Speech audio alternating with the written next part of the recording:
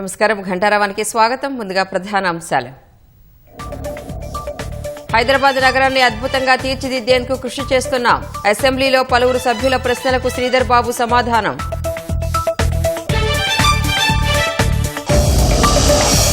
రామగుండం ఎరువుల కర్మాగారంలో plant shutdown. వారం పాటు యూరియా ఉత్పత్తికి విఘాతం.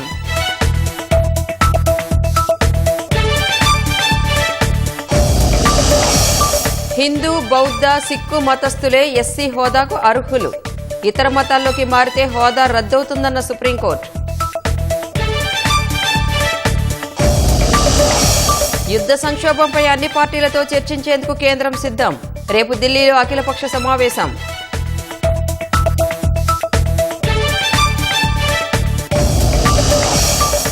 ప్రపంచంలోనే అత్యంత కాలుష్యకారక దేశంగా నిలిచిన పాకిస్తాన్. జాబితా విడుదల చేసిన స్విట్జర్లాండ్కు చెందిన ఐక్యూ ఎయిర్.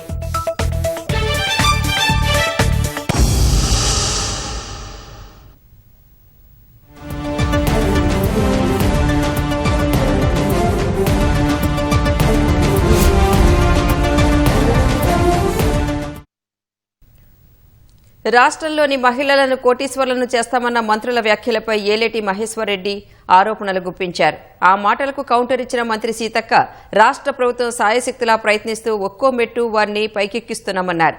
మహిళల అభివృద్ధికి బాటలు వేస్తున్నామని సీతక్క చెప్పుకొచ్చారు.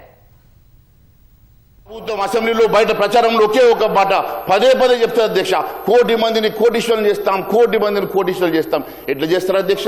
మీరు ఎక్కడ కూడా బడ్జెట్ అలొకేషన్స్ లో తగ్గిస్తారు, వారికి ఇస్తామనేటువంటి వడ్డీ లేని రుణాలు ఇవ్వరు, వారికి ఏ రకంగా ఆదుకోరు, వారిని ఎక్కడ కూడా వారిని పట్టించుకోరు. మరి ఈ రకంగా కోటీశ్వరం ఎట్లా చేస్తారో మరి మీ ద్వారా నేను గౌరవ ఉప ముఖ్యమంత్రి గారిని అడుగుతా ఉన్నాను అధ్యక్ష.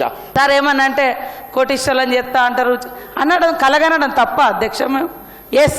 మేము మా గవర్నమెంట్ వచ్చినాక 4,70,000 మందిని మరి వాళ్లకు చిన్న చిన్న బిజినెస్లు పెట్టిస్తే వాళ్ళు ఒక వ్యాపారవేత్తలుగా తయారవుతున్నారు అధ్యక్ష.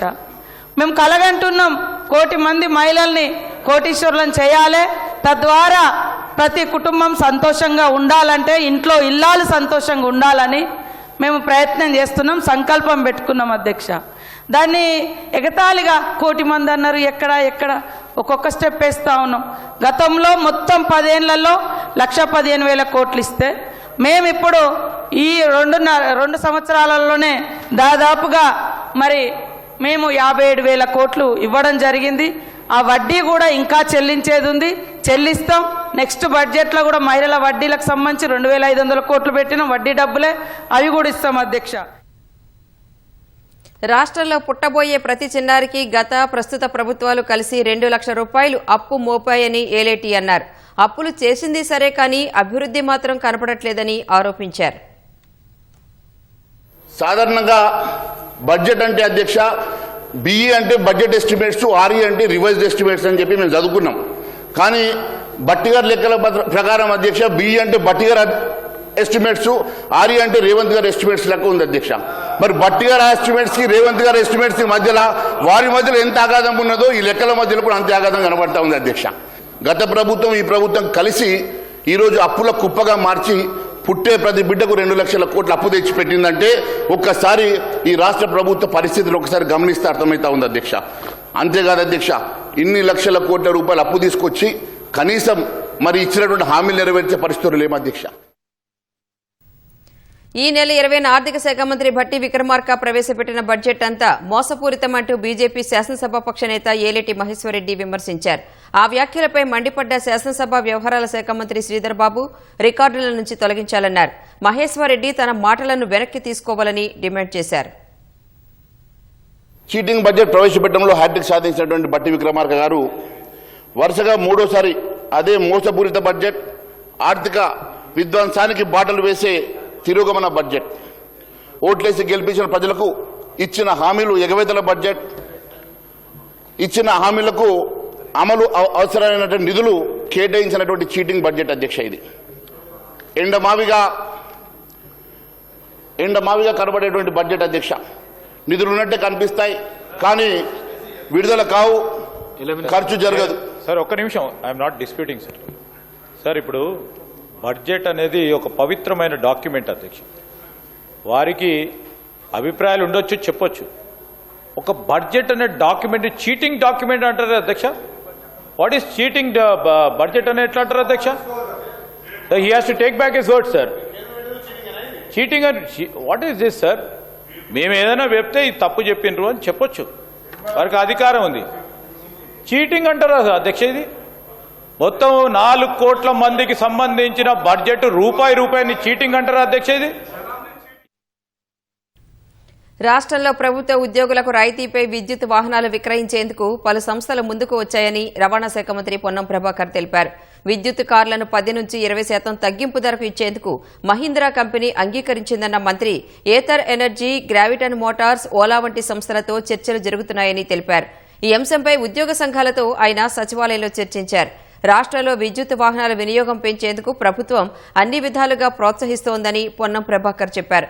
ప్రభుత్వానికి నష్టం వస్తున్నప్పటికీ జీరో ట్యాక్స్, జీరో రిజిస్ట్రేషన్ ఛార్జీలతో ఈవీ పాలసీని అమలు చేస్తున్నామన్నారు. ప్రభుత్వ సంస్థలు వీలైనంత వరకు విద్యుత్ వాహనాలనే కొనుగోలు చేయాలని కోరారు. ప్రభుత్వ కార్యాలయాల్లో ఈవీ ఛార్జింగ్ కేంద్రాలు ఏర్పాటు చేసేలా అధికారులు చర్యలు చేపట్టాలన్నారు.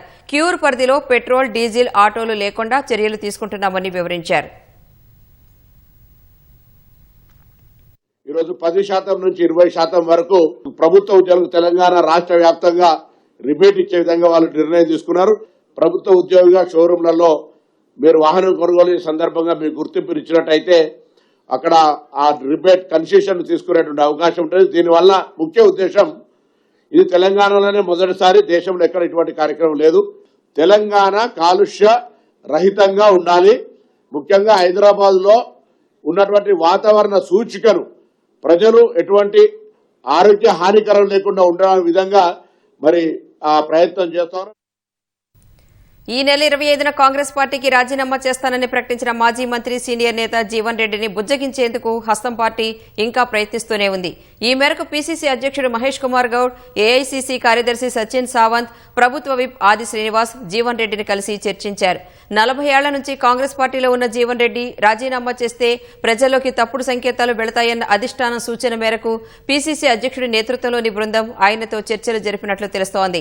ఇదే అంశంపై గత రాత్రి సీఎం రేవంత్ రెడ్డితో చర్చించిన పీసీసీ చీఫ్, ఇతర నాయకులు ఈ ఉదయం జగిత్యాలకు వెళ్లి జీవన్ రెడ్డితో చర్చలు జరిపారు. ఈ చర్చల సందర్భంగా ఇప్పటికే ఆలస్యమైందని జీవన్ రెడ్డి స్పష్టం చేసినట్లు తెలిసింది. అయినా మరోసారి ఆలోచించాలని, స్థానిక ఎమ్మెల్యే ద్వారా వస్తున్న ఇబ్బందులు త్వరలోనే పరిష్కారమవుతాయని వివరించినట్లు తెలిసింది. పార్టీ తరపున అన్ని అంశాలను జీవన్ రెడ్డి దృష్టికి తీసుకువెళ్లామని, తుది నిర్ణయం ఆయనదేనని మహేష్ కుమార్ గౌడ్ తెలిపారు.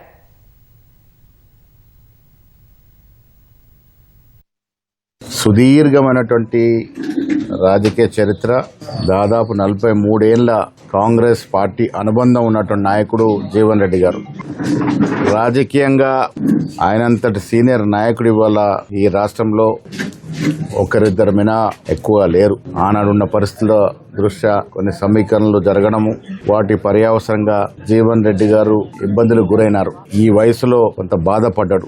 కొన్నిసార్లు కొన్ని నిర్ణయాలు రాజకీయంగా తీసుకున్నప్పుడు కొన్ని ఇబ్బందులు వస్తూ ఉంటాయి. దాంట్లో భాగంగానే జీవన్ రెడ్డి గారు కూడా ఇబ్బంది పడ్డారు. ఇబ్బందులు ఉన్నారు కాబట్టే వాళ్ళ నేను కూడా వారిని కలిసి ఈ అనుబంధం, కాంగ్రెస్ పార్టీతో ఉన్న అనుబంధం తెంచొద్దని, మమ్మల్ని వీడొద్దని, యథావిధిగా కాంగ్రెస్ పార్టీలో కొనసాగాలని, భవిష్యత్ విషయాలు మళ్ళీ చర్చించుకుందామనే మాట వారికి విన్నవించడం జరిగింది. కొంత కార్యకర్తల ఒత్తిడి, ఇక్కడటువంటి ప్రస్తుత దృష్ట్యా వారు కొంత ముందుకెళ్లినట్టుగా అర్థమవుతా ఉంది. బట్ ఏదేమైనా వారికి కాంగ్రెస్ పార్టీతో ఉన్న అనుబంధం చాలా సుదీర్ఘమైన అనుబంధం. కాంగ్రెస్ పార్టీ, ఏఐసిసి వారిని వదలదలుచుకోలేదు. వారిని పార్టీలో ఉండాల్సిందిగా ఏఐసిసి నాయకులు కూడా మా ద్వారా వారికి చెప్పడం జరిగింది. పెద్దపల్లి జిల్లా రామగుండం ఎరువుల కర్మాగారంలో యూరియా ఉత్పత్తి నిలిచిపోయింది. కర్మాగారంలో ఏర్పడిన సాంకేతిక కారణాలతో యూరియా ఉత్పత్తికి విఘాతం ఏర్పడింది. ఇప్పటికే ఇరాన్ యుద్దం కారణంగా గ్యాస్ కొరత ఏర్పడటంతో యూరియా ఉత్పత్తి సగానికి పడిపోయింది. ఈ క్రమంలో కర్మాగారంలోని స్టీమ్ పైప్లైన్లో ఏర్పడిన లీకేజీలతో ప్లాంట్ షట్ డౌన్ అయింది. ప్లాంట్లో తలెత్తిన లోపాలను సవరించేందుకు వారం సమయం పట్టే అవకాశం ఉన్నట్లు అధికారులు అంచనా వేస్తున్నారు. అప్పటి వరకు యూరియా ఉత్పత్తికి ఆటంకం ఏర్పడనుంది. దీంతో తెలుగు రాష్ట్రాలతో పాటు ఇతర రాష్ట్రాలకు యూరియా సరఫరా చాలా వరకు తగ్గిపోనుంది. వ్యవసాయ రంగంలో యూరియా కోసం తీవ్ర సంక్షోభం తలెత్తే పరిస్థితులు ఏర్పడ్డాయి. రాష్ట్రంలో కలకలం సృష్టించిన మాజీ ఎమ్మెల్యే రోహిత్ రెడ్డి ఫామ్ హౌస్లో డ్రగ్స్ పార్టీ పోలీసుల సోదాల సమయంలో కాల్పుల ఘటన కేసులో సిట్ దర్యాప్తు కొనసాగుతోంది. అరెస్ట్ అయిన ముగ్గురు నిందితులు రోహిత్ రెడ్డి, అతని సోదరుడు రితేష్ రెడ్డి, నమిత్ శర్మలను చెంచల్గూడ జైలు నుంచి 3 రోజుల కస్టడీలోకి పోలీసులు తీసుకున్నారు. వీరిని శంషాబాద్ రూరల్ పోలీస్ స్టేషన్లో ప్రశ్నిస్తున్నారు. ప్రధానంగా రోహిత్ రెడ్డి డ్రగ్స్ లింకులపై ఆరా తీస్తున్నారు. పరారీలో ఉన్న అభిషేక్ శర్మ నుంచి రోహిత్ రెడ్డి తరచూ డ్రగ్స్ కొనుగోలు చేస్తున్నట్లు ఆధారాలు సేకరించిన సిట్ అతనితో జరిపిన బ్యాంకు లావాదేవీలను పరిశీలిస్తున్నారు. ఈ ముగ్గురు కాకుండా మరో 7 నిందితులైన మొరవినేని రమేష్, వీరమాచినేని శ్రవణ్ కుమార్, నల్లపనేని విజయకృష్ణ, కౌశిక్ రవి, తిరువీధుల అర్జున్ రెడ్డి, సిలివేరు శరత్ కుమార్, ప్రియాంకారెడ్డి ఇచ్చిన వాంగ్మూలం ఆధారంగా ముగ్గురి దర్యాప్తు సాగుతోంది. డ్రైవర్ చేత డ్రగ్స్ తెప్పించిన రోహిత్ రెడ్డి, కౌశిక్ రవి చేత సిమ్లాలో కొనుగోలు చేసినట్లు చెప్పించడంపై ప్రశ్నిస్తున్నారు. దీంతో పాటు సోదాలకు వచ్చిన ఈగల్ బృందాలపై కాల్పులు జరపమని నమిత్ శర్మను ఉసిగొల్పాల్సిన అవసరమేంటని రోహిత్ రెడ్డిని ఆరా తీస్తున్నారు. గురువారం సాయంత్రం వరకు కస్టడీ విచారణ ఉండగా దర్యాప్తులో మరికొందరి పేర్లు బయటకు వచ్చే అవకాశం ఉందని సిట్ భావిస్తోంది. పశ్చిమాసియా యుద్దం కారణంగా ఏర్పడిన పరిస్థితులను ఎదుర్కొనేందుకు ప్రభుత్వం 7 సాధికార బృందాలను ఏర్పాటు చేసినట్లు ప్రధాని నరేంద్ర మోదీ తెలిపారు. యుద్దం కారణంగా ప్రపంచవ్యాప్తంగా తీవ్రమైన ఇంధన సంక్షోభం ఏర్పడిందన్నారు. భారత్లో కూడా పరిస్థితి ఆందోళనకరంగా ఉందని చెప్పారు. గ్యాస్, ముడి చమురును అందుబాటులో ఉన్న వనరుల ద్వారా కొనుగోలు చేస్తున్నట్లు చెప్పారు. రాబోయే రోజుల్లో కూడా ఈ ప్రయత్నాలను ప్రభుత్వం కొనసాగిస్తుందని ప్రధాని మోదీ తెలిపారు. పశ్చిమాసియా యుద్దంతో ఏర్పడిన పరిస్థితులు, ప్రభుత్వం తీసుకుంటున్న చర్యలపై ప్రధాని మోదీ రాజ్యసభలో ఓ ప్రకటన చేశారు. పశ్చిమాసియా యుద్దం ప్రభావం భారత్పై తక్కువ ఉండేలా ప్రభుత్వం అన్ని చర్యలు తీసుకుంటున్నట్లు ప్రధాని మోదీ తెలిపారు. తగినంత ఎరువుల సరఫరా కోసం అవసరమైన చర్యలు తీసుకుంటున్నట్లు చెప్పారు. ఇలాంటి సమయాల్లో పేదలు, కార్మికులు, వలస కార్మికులు ఇబ్బంది పడకుండా పీఎం గరీబ్ కళ్యాణ్ అన్న యోజన పథకం సకాలంలో అందించాలని రాష్ట్రాలకు సూచించారు. అక్రమ నిల్వలు, బ్లాక్ మార్కెటింగ్కు పాల్పడే వారిపై చర్యలు తీసుకోవాలని ప్రధాని మోదీ కోరారు. वर्तमान संकट ने पूरी दुनिया की इकोनॉमी को हिला दिया है. पश्चिम एशिया में जो नुकसान हुआ है उससे रिकवर होने में भी दुनिया को बहुत समय लगेगा. भारत पर इसका कम से कम दुष्प्रभाव हो, इसके लिए निरंतर प्रयास किए जा रहे हैं. सरकार इसके शॉर्ट टर्म, मीडियम टर्म और लॉन्ग टर्म ऐसे हर प्रभाव के लिए एक रणनीति के साथ काम कर रही है. जैसे कोरोना के समय में एम्पावर्ड ग्रुप्स बने थे, ऐसे 7 नए एम्पावर्ड ग्रुप्स का भी गठन किया गया है. ये group supply chain, petrol diesel, fertiliser, gas, महंगाई ऐसे विषयों पर त्वरित और दूरगामी रणनीति के तहत कार्रवाई करने का काम करेंगे. सरकार ने खाद की पर्याप्त सप्लाई के लिए आवश्यक तैयारियां की हैं और इस परीक्षा में सफलता के लिए राज्यों का सहयोग बहुत आवश्यक है. संकट के समय गरीबों पर, श्रमिकों पर, प्रवासी साथियों पर बहुत बुरा असर पड़ता है. इसलिए पीएम गरीब कल्याण अन्न योजना का लाभ समय पर मिलता रहे. जहां प्रवासी श्रमिक साथी काम करते हैं, उनकी परेशानियों को दूर करने के लिए प्रोएक्टिव कदम उठाए जाएं. ऐसे समय में कालाबाजारी करने वाले बहुत एक्टिव हो जाते हैं. जहां से भी ऐसी शिकायतें आती हैं, वहां त्वरित कार्रवाई होनी चाहिए. పశ్చిమాసియా సంక్షోభంపై కేంద్ర ప్రభుత్వం రేపు అఖిలపక్ష సమావేశం నిర్వహించనుంది. రేపు సాయంత్రం 5 గంటలకు రక్షణ మంత్రి రాజ్నాథ్ సింగ్ అధ్యక్షతన ఈ భేటీ జరగనుంది. పశ్చిమాసియా యుద్దంతో నెలకొన్న పరిస్థితులు, ప్రభుత్వం తీసుకుంటున్న చర్యలపై రాజ్యసభలో ప్రధాని నరేంద్ర మోదీ ప్రకటన తర్వాత అఖిలపక్ష సమావేశంపై కేంద్రం నిర్ణయం తీసుకుంది. ఈ సమావేశంలో విదేశాంగ మంత్రి ఎస్ జయశంకర్ సైతం పాల్గొనున్నారు. అఖిలపక్ష భేటీకి హాజరు కావటం లేదని లోక్సభ ప్రతిపక్ష నేత రాహుల్ గాంధీ తెలిపారు. కేరళలో ముందుగానే నిర్ణయించిన కార్యక్రమంలో పాల్గొనాల్సి ఉందని చెప్పారు.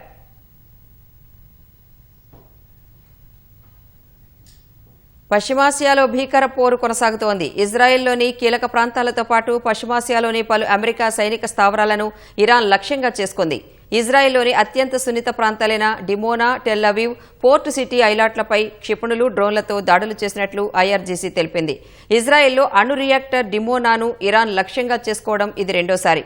గతంలో చేసిన దాడిలో డిమోనా, అరాద్ నగరాల్లో 200 మందికి పైగా ప్రాణాలు కోల్పోయారని ఐఆర్జీసీ పేర్కొంది.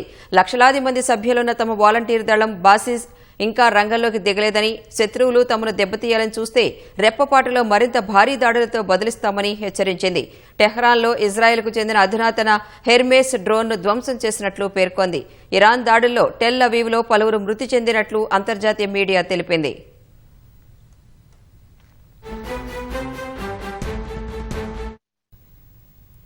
సౌదీ అరేబియాలోని చమురు నిక్షేపాలున్న తూర్పు ప్రావిన్సులు లక్ష్యంగా చేసుకుని ఇరాన్ ప్రయోగించిన 19 డ్రోన్లను సౌదీ రక్షణ బలగాలు ధ్వంసం చేశాయి. బహ్రెయిన్లో క్షిపణి హెచ్చరిక సైరన్లు మోగాయి. డ్రోన్ దాడుల కారణంగా బహ్రెయిన్లో అమెజాన్ వెబ్ సర్వీస్కు తీవ్ర అంతరాయం కలిగింది. బహ్రెయిన్ రీజియన్లో సేవలను పూర్తిగా పునరుద్ధరించే వరకు ప్రభావితమైన తమ కస్టమర్లను ఇతర ప్రత్యామ్నాయ AWS రీజియన్లకు మార్చేందుకు అవసరమైన సహాయం అందిస్తున్నట్లు అమెజాన్ స్పష్టం చేసింది. కువైట్ పైన ఇరాన్ దాడులు కొనసాగాయి. ఈ దాడులను అడ్డుకునే క్రమంలో పడిన శకలాల కారణంగా 7 ఓవర్ హెడ్ విద్యుత్ ట్రాన్స్మిషన్ లైన్లు దెబ్బతిన్నాయి. దీనివల్ల కువైట్లోని పలు ప్రాంతాల్లో పాక్షికంగా విద్యుత్ సరఫరా నిలిచిపోయి అంధకారం అలుముకుంది. ఇవాళ 5 బాలిస్టిక్ మిసైల్స్ 17 డ్రోన్లను అడ్డుకున్నట్లు UAE తెలిపింది.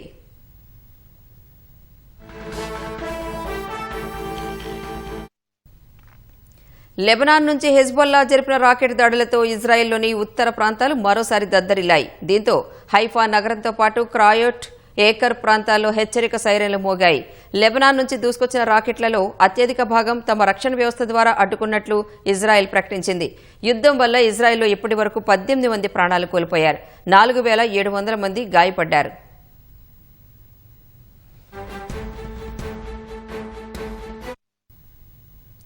మరోవైపు ఇరాన్లోని డ్రోన్ మౌలిక సదుపాయాలు, క్షిపణి లాంచ్ ప్యాడ్లు, కీలక కేంద్రాలపై తాము దాడులు చేసినట్లు అమెరికా సెంట్రల్ కమాండ్ వెల్లడించింది. ఇందుకు సంబంధించిన వీడియోలను కూడా విడుదల చేసింది.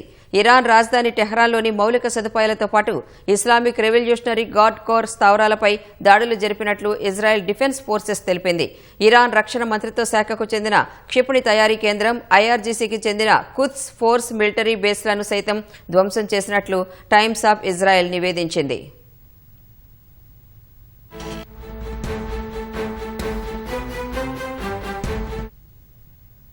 అమెరికా ఇరాన్ చర్చలకు పాకిస్తాన్ వేదిక కానుందన్న ప్రచారం జరుగుతోంది. అమెరికా ఇరాన్ కోరుకుంటే శాంతి చర్చలకు ఆతిథ్యం ఇచ్చేందుకు సిద్ధంగా ఉన్నట్లు పాకిస్తాన్ విదేశాంగ కార్యాలయం ప్రకటించింది. మరోవైపు చర్చల్లో పాల్గొనే అంశాన్ని ఖతార్ తోసిపుచ్చింది. దేశ రక్షణపైనే దృష్టి పెట్టామని, చర్చలపై కాదని ఖతార్ తెలిపింది. ఈ యుద్దంలో ప్రాంతీయ భద్రతా వ్యవస్థ ధ్వంసమైందని పేర్కొంది. కాగా ఈ యుద్దంలో ఇప్పటి వరకు ఇరాన్లో 1500 మందికి పైగా మరణించారు. మృతుల్లో 208 మంది చిన్నారులు ఉన్నట్లు తెలిపింది. ఇజ్రాయెల్లో 15 మంది పౌరులు, అలాగే 13 మంది అమెరికా సైనికులు ప్రాణాలు కోల్పోయారు. వేలాది మంది అమెరికా మెరైన్లు శుక్రవారం నాటికి గల్ఫ్ ప్రాంతానికి చేరుకోనున్నాయి. కర్గ్ ద్వీపాన్ని ఆక్రమించుకునే వ్యూహంతోనే చర్చల పేరుతో కవర్ చేస్తూ అమెరికా తన దళాలను మోహరిస్తోందని న్యూయార్క్ చెందిన సౌఫాన్ సెంటర్ విశ్లేషించింది. ఒకవేళ అమెరికా దళాలు గల్ఫ్ ప్రాంతంలో దిగితే పర్షియన్ గల్ఫ్ ప్రాంతంలో మందుపాతర్లు అమర్చుతామని ఇరాన్ తీవ్రంగా హెచ్చరించింది.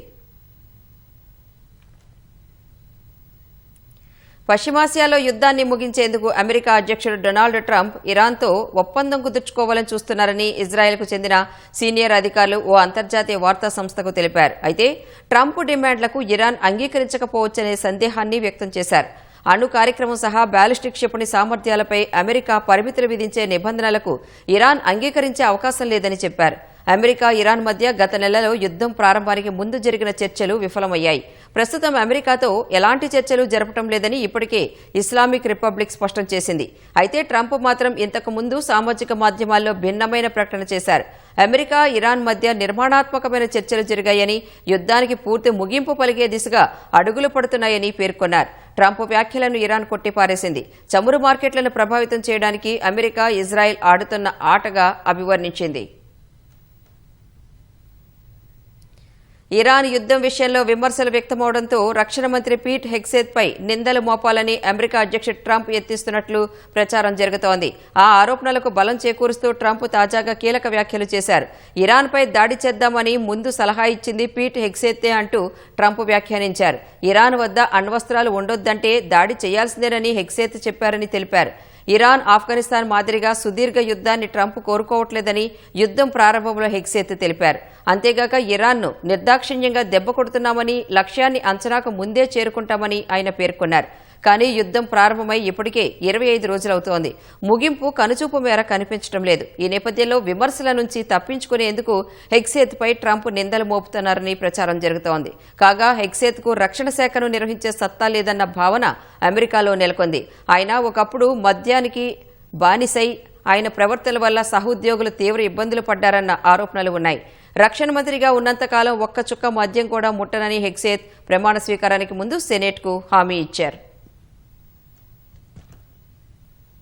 పశ్చిమాసియా యుద్ధ ఉద్రిక్తతల నడుమ ఇరాన్ సరిహద్దులోని హార్మూజ్ జలసంధి నుంచి ఫైన్ గ్యాస్, జగ్ వసంత్ అనే మరో 2 భారతీయ ఎల్పీజీ ట్యాంకర్లు సురక్షితంగా బయటపడ్డాయి. ఇందుకు సంబంధించిన వీడియోలను ప్రభుత్వ వర్గాలు విడుదల చేశాయి. దేశవ్యాప్తంగా ఒకరోజు వినియోగానికి సరిపడా సుమారు 92,612 టన్నుల వంట గ్యాస్ను ఈ నౌకలు మోసుకొస్తున్నాయి. లారక్, కేష్మ్ ద్వీపాల మీదుగా ప్రయాణించిన ఈ నౌకల్లో ఒకదానిలో 33, మరో దానిలో 22 మంది భారత నావికులు ఉన్నారు. మార్చి 26 నుంచి 28 మధ్య భారత తీరానికి చేరుకోనున్నాయి. ఇప్పటికే శివాలిక్, నందాదేవి గ్యాస్ నౌకలు సురక్షితంగా భారత్ చేరుకోగా తాజా నౌకల రాకతో దేశంలో ఇంధన సరఫరా మరింత మెరుగుపడనుంది. 2025లో పాకిస్తాన్ ప్రపంచంలోనే అత్యంత కాలుష్యకారక దేశంగా నిలిచింది. వాయు నాణ్యతను పర్యవేక్షించే స్విట్జర్లాండ్కు చెందిన ఐక్యూ ఎయిర్ కాలుష్యకారక దేశాలు, నగరాల జాబితాను విడుదల చేసింది. పాకిస్తాన్లో PM 2.5 కణాల స్థాయి ప్రపంచ ఆరోగ్య సంస్థ సిఫార్సు చేసిన దానికంటే 13 రెట్లు ఎక్కువగా ఉన్నట్లు తెలిసిపోయింది. పాక్లో గాలి నాణ్యత అత్యంత ప్రమాదకర స్థాయిలో ఉందని ఐక్యూ ఎయిర్ పేర్కొంది. అత్యంత కాలుష్యకారక దేశాల జాబితాలో భారత్ 6వ స్థానంలో ఉంది. బంగ్లాదేశ్, తజికిస్తాన్ వరుసగా 2-3 స్థానాల్లో నిలిచాయి. మొత్తం 143 దేశాల్లో వాయు నాణ్యతను పరిశీలించగా 130 దేశాలు ఆ ప్రమాణాలను అందుకోవడంలో విఫలమయ్యాయి. ప్రపంచంలోనే అత్యధికంగా కాలుష్యం వెలువడే నగరాల జాబితాలో ఢిల్లీ తొలి స్థానంలో ఉంది. ఢిల్లీలో PM 2.5 సాంద్రత 112.5 మైక్రోగ్రాములుగా ఉన్నట్లు తేలింది.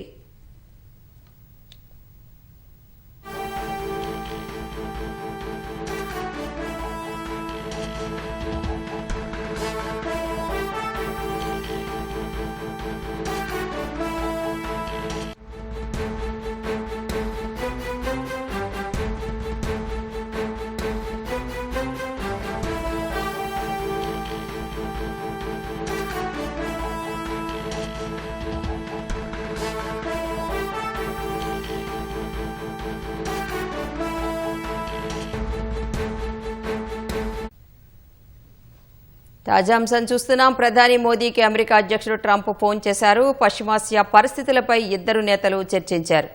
హార్మూజ్ జలసంధి తెరిపించాల్సిన అవసరంపై చర్చించినట్లు సమాచారం.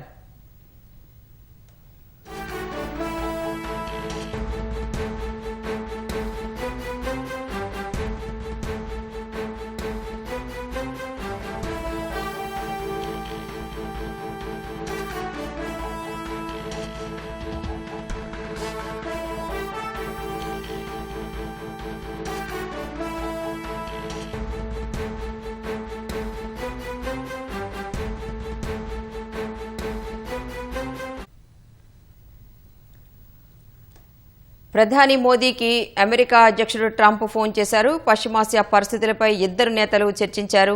హార్మూజ్ జలసంధి తెరిపించాల్సిన అవసరంపై చర్చించినట్టు సమాచారం.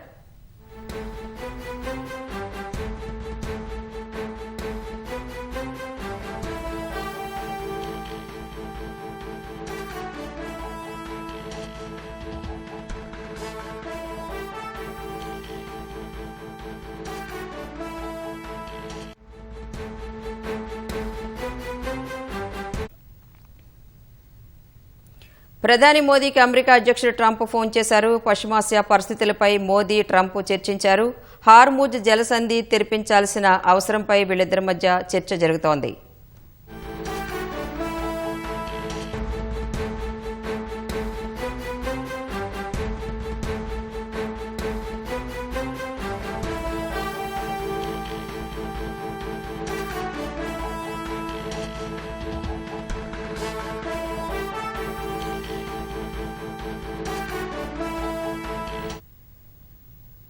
ఇదే అంశానికి సంబంధించి మరింత తాజా వివరాలు మా ప్రతినిధి అరుణ్ అడిగి తెలుసుకుందాం. అరుణ్, మోదీ, ట్రంప్ మధ్య ఏ అంశాలు చర్చకొచ్చినట్లు తెలుస్తోంది?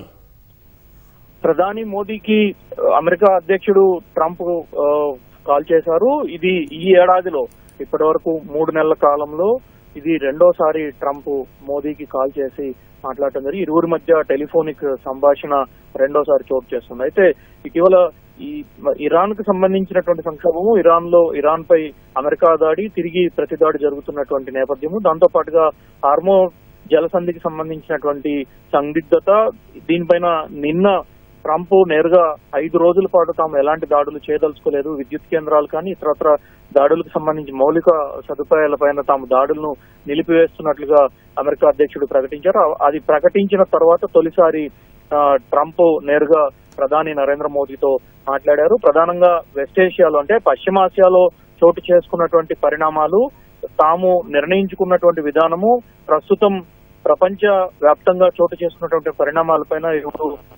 చర్చించినట్లుగా తెలుస్తా ఉంది.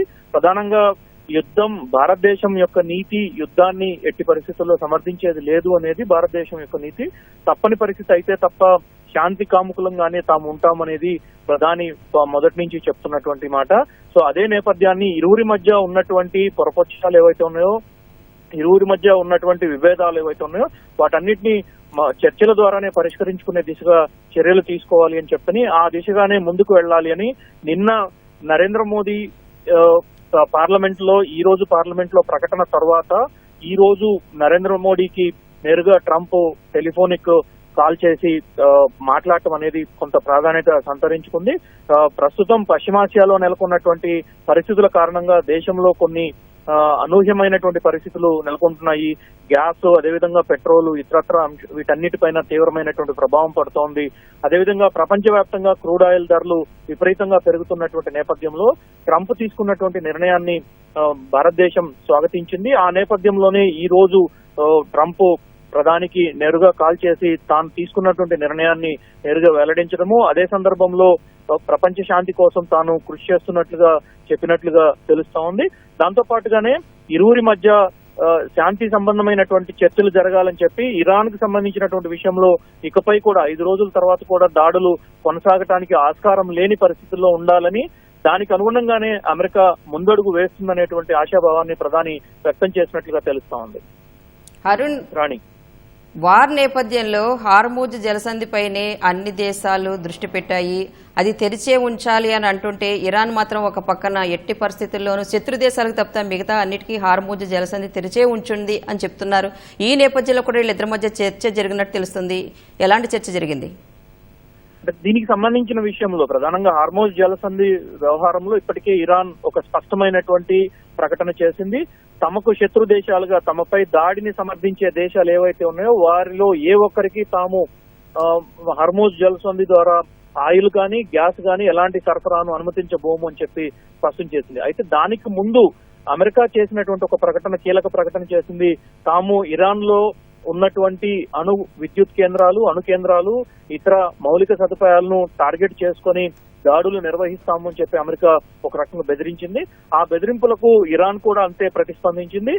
ఒకసారి దాడి చేసి చూస్తే ఆ తర్వాత తామేంటనేది కూడా చూపిస్తాము. హార్మూజ్ జలసంధి ద్వారా ఒక్క ట్యాంకు కానీ, ఒక్క లీటరు క్రూడ్ ఆయిల్ కూడా వెళ్లకుండా, ఒక్క క్యూబిక్ మీటరు ఇది కూడా లేకుండా, గ్యాస్ కూడా సప్లై కాకుండా తాము పూర్తి స్థాయిలో కట్టడి చేస్తాము. ఆ తర్వాత తామేంటో తెలిసి వస్తుంది అని చెప్పి ఇరాన్ కూడా ధీటుగా బదిలిచ్చింది. ఆ తర్వాతనే అమెరికా తన వైపు నుంచి తాము ఎలాంటి దాడులు చేయబోవడం లేదు అని చెప్పి స్పష్టం చేసింది. ఆ తర్వాత కూడా ఇప్పటి వరకు ఇరాన్ వైపు నుంచి తాము ఎట్టి పరిస్థితుల్లో యుద్ధాన్ని ఆపేది లేదు, చివరి రక్త బొట్టు వరకు అమెరికాతో పోరాడుతాము అనేటువంటి ప్రకటననే కొనసాగిస్తూ వస్తోంది. అయితే దీనికి సంబంధించినటువంటి విషయంలో ఇరాన్ ఎవరైతే మద్దతుగా ఉంటున్నారో, చైనా కావచ్చు, రష్యా కావచ్చు, అదే సందర్భంలో మధ్యంతరంగా ఉండి శాంతి కాముకులంగా ఉన్నటువంటి భారతదేశం వంటి దేశాలకు సంబంధించినటువంటి ఆయిల్ ట్యాంకర్లు, గ్యాస్ ట్యాంకర్లకు సంబంధించినటువంటి విషయంలో ఇరాన్ చాలా పద్ధతిగా వ్యవహరిస్తున్నట్లుగానే చెప్పుకోవచ్చు. ఇరాన్ ఇందుకు సంబంధించి భారతదేశం జెండాలు ఉన్నటువంటి ఓడలను కానీ, ఏ ఒక్క క్యారియర్ ని కానీ తాము నిలిపివేదేది లేదు అని చెప్పి గతంలోనే ప్రకటించింది. అందుకు అనుగుణంగానే గత 4 రోజులుగా భారతదేశానికి సంబంధించినటువంటి ట్యాంకర్లు, ఆయిల్ ట్యాంకర్లు కావచ్చు, అదేవిధంగా గ్యాస్ క్యారీ చేస్తున్నటువంటి ఓడలను ఇరాన్ సైన్యము వదిలిపెట్టింది. అదే నేపథ్యంలో మిగిలిన దేశాలకు సంబంధించి ఒకవైపు హార్మూజ్ జలసంధిని ఆక్యుపై చేసుకున్నారు కాబట్టి తాము దాడి చేస్తామంటూ వచ్చినటువంటి బ్రిటన్ కు సంబంధించిన నౌకను, బ్రిటన్ సంబంధించినటువంటి ఓడను ఇరాన్ నిలువరించింది. ఆ నేపథ్యంలో ట్రంప్ కూడా ఒక కీలకమైనటువంటి నిర్ణయం తీసుకోవాల్సిన పరిస్థితి ఏర్పడింది. రాణి, ధన్యవాదాలు అరుణ్.